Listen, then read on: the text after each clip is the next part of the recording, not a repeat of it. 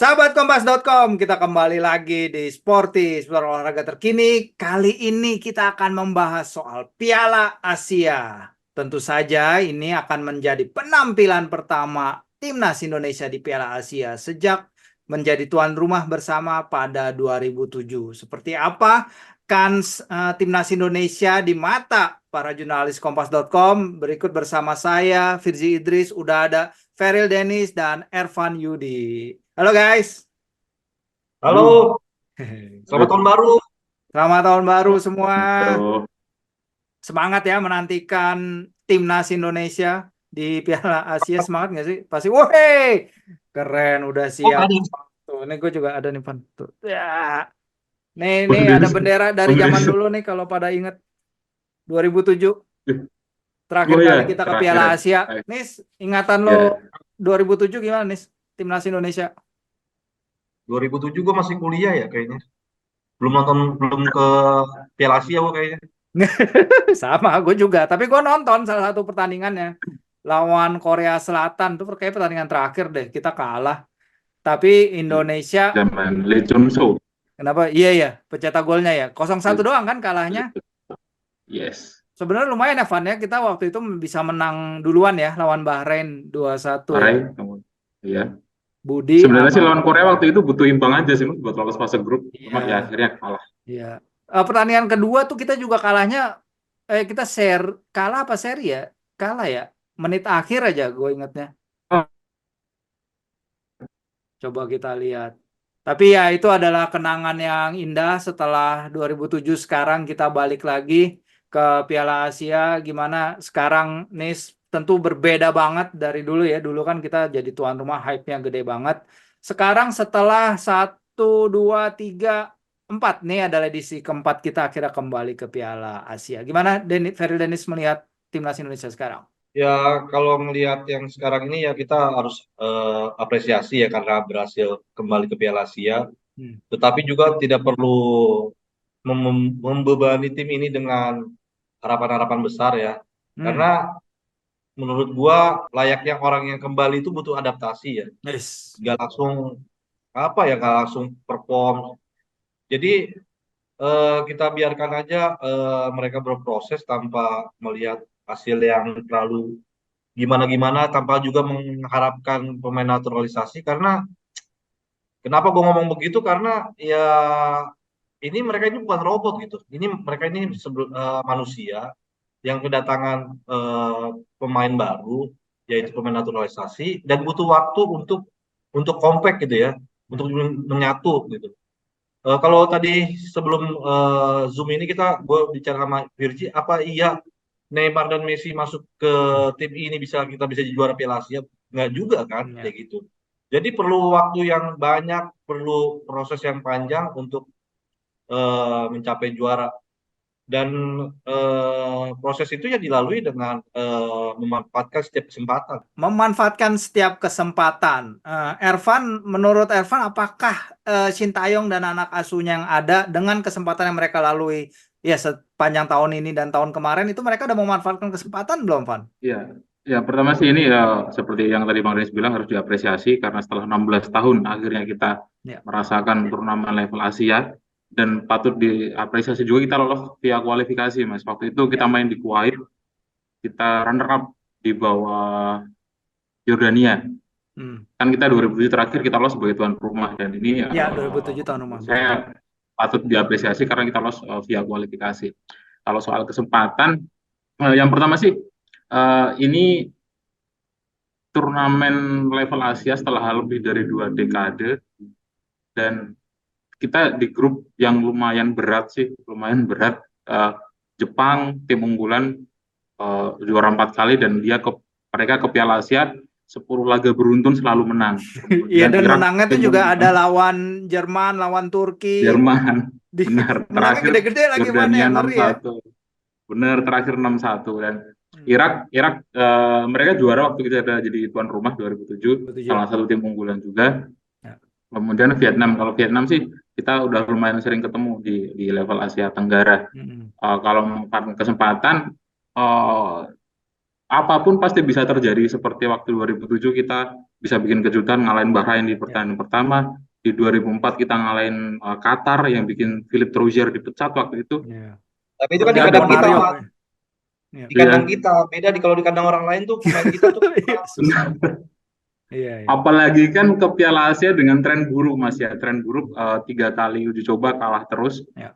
Libya 2 kali, kemudian terakhir dari iya. Iran. Kalau Hmm. bicara kesempatan sih eh, ada, meski sangat kecil peluangnya. Yang Ya. penting sih eh, bermain sebaik mungkin dulu sih, bermain sebaik mungkin. Ini panggung pertama di level Asia setelah lebih dari 2 dekade, hampir 2 dekade, dan Ya. ada peluangnya sebenarnya kita bisa ambil poin dari Irak dan Vietnam. Peluang terbesar ambil poin. Kita Hmm. bisa menang lawan Vietnam di Piala AFF, udah pernah menang lawan Vietnam. Kemudian kalau Irak kita udah ketemu di kualifikasi Piala Dunia 2006 kemarin, 2026. 26 ya. Kita kalah 1-5. Hmm. Dan catatan yang paling penting waktu menuju waktu coba adalah barisan pertahanan yang masih sering blunder. Harus salah satu pekerjaan rumah Sintayong kan itu, kita benahi dulu barisan belakang, jangan sampai sering blunder. Eh, Kesempatan ada, tapi ya itu sangat tipis, harus dimanfaatkan. Kita peluang ambil poin di Vietnam sama Irak, kita menang Vietnam, tahan Irak, nanti bisa hitung-hitungan di peringkat 3 terbaik. Kalau lawan Jepang, ya sudahlah, beda level lah sepertinya. Kalau gue Karena Ji, bukan bermain sebaik mungkin. Gue nggak setuju sama Ervan bermain sebaik mungkin. Menurut gue bukan bermain kita. Bertahan sebaik mungkin. iya, Kalau menurut gue ya, iya. harus bertahan. Bila perlu nggak usah ada penyerang depan. Nah, Semua pemain bertahan aja. tapi kan kita lihat kalau main Sampai ini bertahan, tapi build up-nya si Coach Shin kan kita lihat beberapa pertandingan ini main dari belakang terus nih. Bukan main transisi cepat. Lu gimana tuh jadinya? build up-nya, ya Ah. berarti butuh pemain cepat ya. Harusnya Sadil masuk sih sebenarnya. Tapi ada yang bilang ya kan pasti ada alasan-alasan juga ya, karena mungkin Ya taktik, mungkin mungkin di non luar teknis ya. lapangan. Kita juga Mungkin Denis Sadil lah. ada pendapat sendiri soal pencoretan Sadil. Berhubung Anda dekat Pendapat dengan gua, sang pemain. kalau Sadil memang orangnya termasuk apa ya, yang di dalam tim itu orang yang paling lucu. Mungkin ini Sintayong pengen serius banget kayaknya. Jadi dia meminimalisir pemain-pemain seperti ini. Oh. Kayak gitu sih. Oh gitu, Nah dia tadi orangnya balik lagi di kalau dalam tim kocak gitu ya, yang paling kocak apa gimana ya? paling kocak, iya paling Oh. kocak dia. Dia mungkin sama Asnawi gitu udah cocok lah untuk, apalagi sama-sama orang-orang timur gitu. Iya, iya. Nah tadi kan yang gue bilang bertahan sebaik mungkin dan kalau bisa main licik gitu loh. Contohnya mengulur-ngulur waktu demi Iya, demi target ya 1 poin sih menurut gua. Apalagi targetnya, ya kan? iya. Ya nggak Pan? Iya, kalau bertahan sih mungkin gini Bang, belajar dari waktu di kualifikasi Piala Dunia 2006 kemarin, 2026 kemarin, memang sih levelnya beda. Di sana juga nggak ada penonton. Waktu di kualifikasi Piala 2026 kita bisa menang 2 kali. Menangnya lawan Kuwait kalau nggak salah waktu itu. Kita bisa menang lawan Kuwait, lawan Nepal, kemudian kalahnya waktu itu lawan Yordania. Kalau dilihat dari uji coba kemarin, Sintayong kan mencoba untuk seperti yang Mas Uji bilang, build up. Iya. Kita punya pemain yang punya kapasitas buat build up. Jordi Amat itu long pass-nya bagus. Iya Justin benar. Hubner itu long pass-nya bagus. Cuma ya keputusan di barisan depannya itu yang kurang. Nahan Ada yang masih bolanya sering ya. gocek, kemudian masih tahan bolanya terlalu lama kayak gitu. Jadi keputusan di sepertiga akhir waktu sudah build up bagus, kemudian keputusan di sepertiga akhir itu juga harus harus diperbaiki sih. Jangan terlalu sering bawa bola, kebanyakan gocek kayak gitu sih harus dikurangi. Jadi play as a team aja sih. Satu hal Makanya yang katanya mau comeback ya. kenapa? Yang itu pelatih penyelesaian akhir itu katanya mau comeback kan? Tahu udah datang apa belum tuh? Oh iya, ada Ya, penyakit apa pelatih finishing baru? iya. Enggak yang lama, yang lama. Oh yang lama. Siapa namanya, Bang?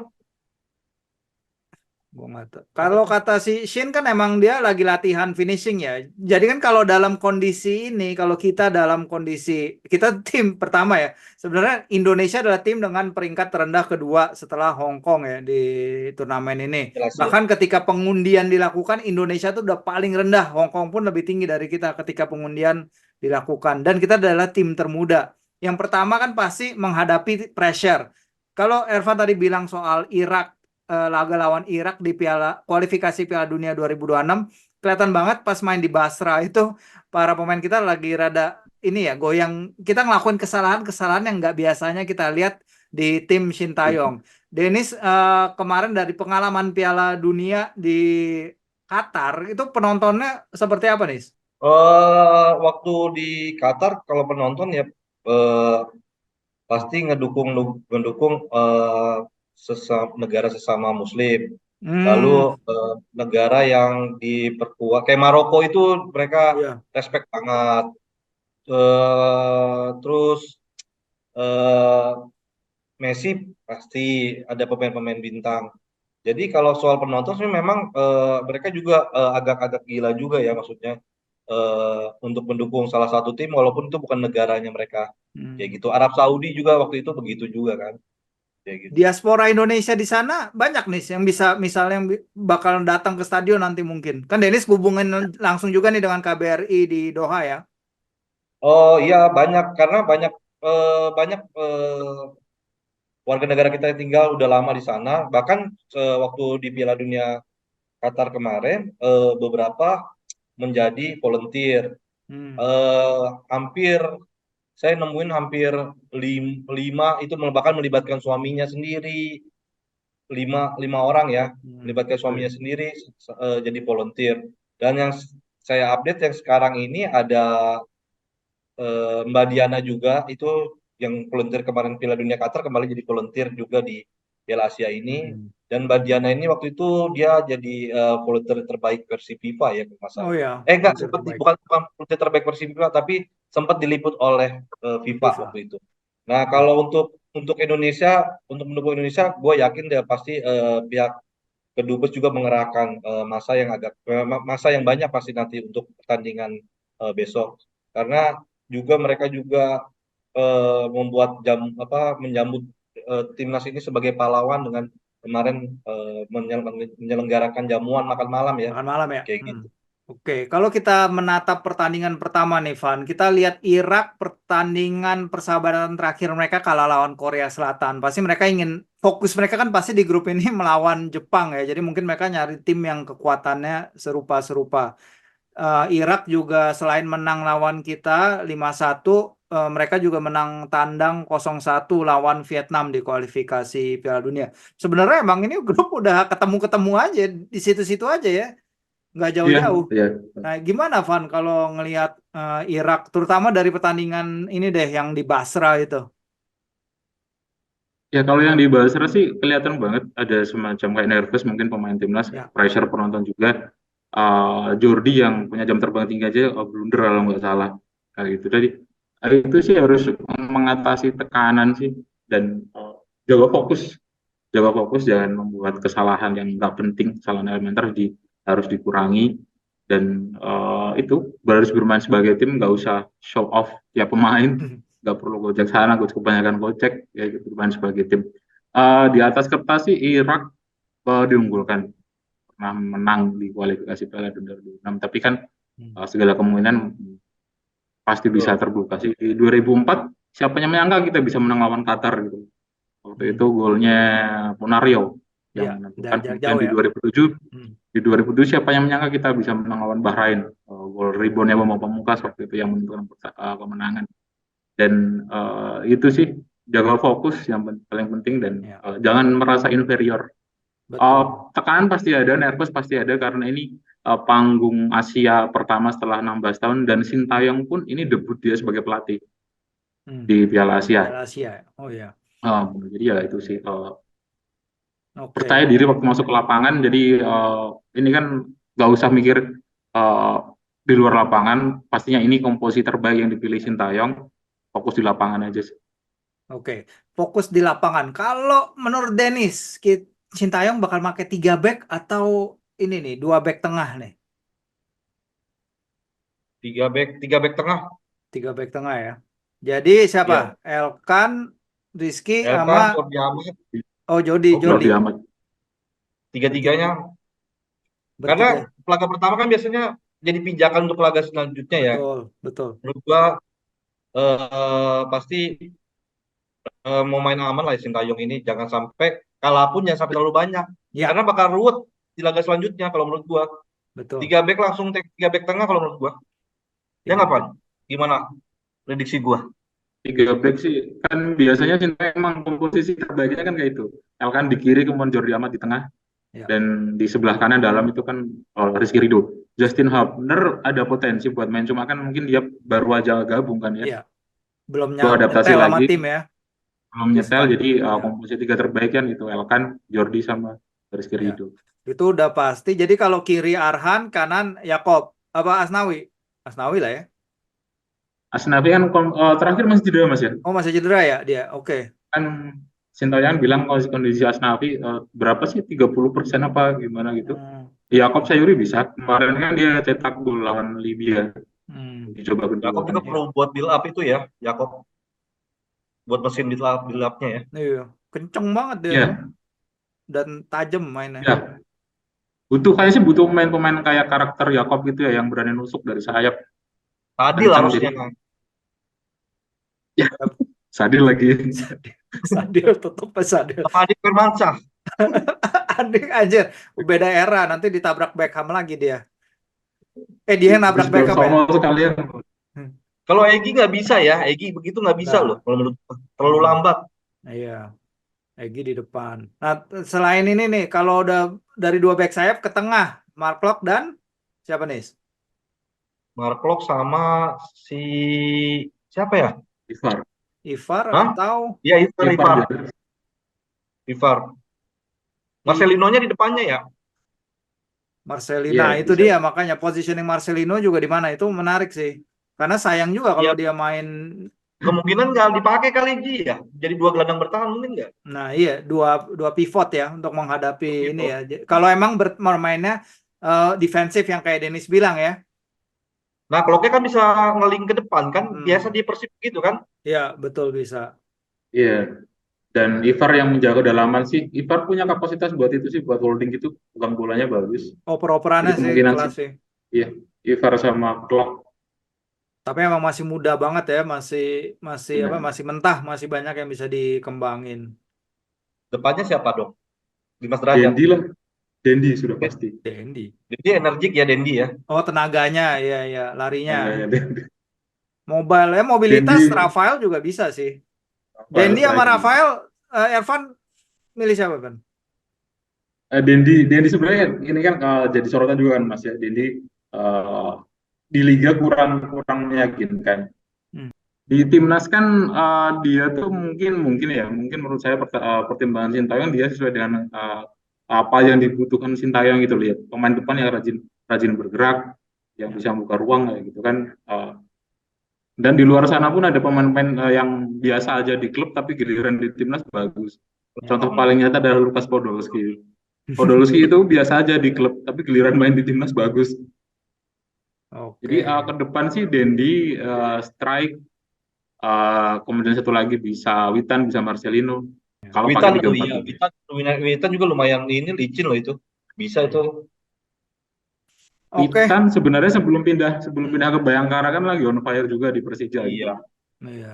Ya, dia lagi tajam ya. Bisa sih Witan. Bisa ya. Oke, kalau gitu prediksi aja deh langsung mungkin dari Dennis dulu. Prediksi laga pertama kita gimana, Nis? 0-0 optimis 0-0. 0-0 ya udah Karena kayak udah biasa menang. 0 kan. Udah biasa 0 kan kemarin kan. Nggak nyetak gol kan. Oh Baru iya. satu gol doang. Kita udah dapat 0-1 ya, tinggal 0-1 lagi ya. Iya. Kalau Van gimana, Van? Kemarin kita kalah 5-1 ya. 5-1 di Irak. 1-1 lah. 1-1 lah. ya. Siapa punya nyetak gol? Gue penasaran nih. Nyetak gol siapa? Iya, siapa, Van? Yang cetak gol Rizky Ridho. Ex Persebaya. Elkan sih, Elkan dari itu. corner, dari lemparannya Arhan. Kita ya benar manfaatin bola mati Elkan. Betul. Elkan atau Jordi. Itu Elkan penting lah, ya. Ya udah. Elkan. Dennis 0-0, Ervan 1-1. Mungkin gue sedikit realistis, mungkin timnas kalah, tapi kalah tipis aja ya yang untuk menghidupkan semangat kita lagi menuju pertandingan kedua dan pertandingan ketiga. Oke, kalau gitu sahabatkompas.com prediksinya silahkan taruh di bawah, komentarnya juga terhadap timnas bagaimana. Terima kasih waktunya pada malam ini, Denis dan juga Ervan. Mari kita nantikan perjuangan Timnas Indonesia hari Senin tanggal Ini doang. 15 Oh, ini pukul doang. 21.30 ya. 21.30 WIB. 21.30 Oke, ya. sampai kita ketemu di Sporty berikutnya. Terima kasih, teman-teman.